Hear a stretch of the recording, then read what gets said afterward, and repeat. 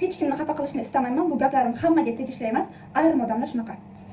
Gaplarimni to'g'ri tushunib, shu narsaga e'tibor berasiz degan umiddaman. O'zi mavzu nima, bu nima haqida gapiryapti deganlar uchun Buxorodagi ayrim odamlar agar siz tojikcha gapirmasangiz, sizga как будто past nazar bilan qaraydi. Nimaga?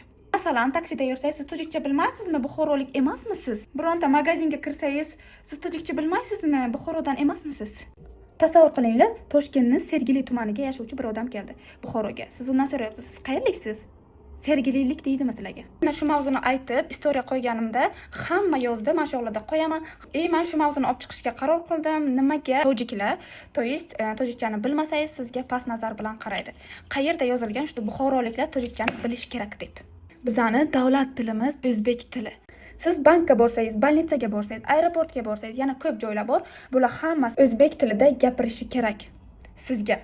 Agar o'zbekchani bilmaydigan, ya'ni tojik yoki rus xodim o'tirgan bo'lsa, siz talab qilishingiz mumkin menga o'zbek tilini tushunadigan xodim topib ber deb. Siz должен emassiz ulardagi tojikcha gapirishga yoki ruscha gapirishga yoki angliyskiy gapirishga. Ayrim narsalarni rostdan tushunmayman, даже o'zimda bo'lgan.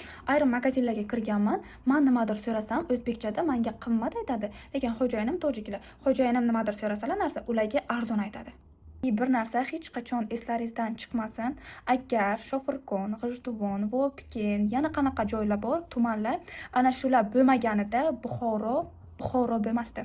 Buxoro kichkina shaharcha deb olardilardagi boshqa viloyatga qo'shib yuborardilar. Shu tumanlar borki, Buxoro bo'lib turibdi. Hammamizni pasportimizda O'zbekistonlik deb yozilgan. Shuning uchun viloyat ajratish, tuman ajratish, qishloqdan kelgan, shahardan kelgan narsani faqat miyasi ishlamaydigan saviyasiz odamlar aytadi. O'zini hurmat qilmaydiganlar boshqalarni ham hurmat qilmaydi chunki. Biz hozir oddiy til haqida gapiryapmiz, ya'ni tojik tili, o'zbek tili.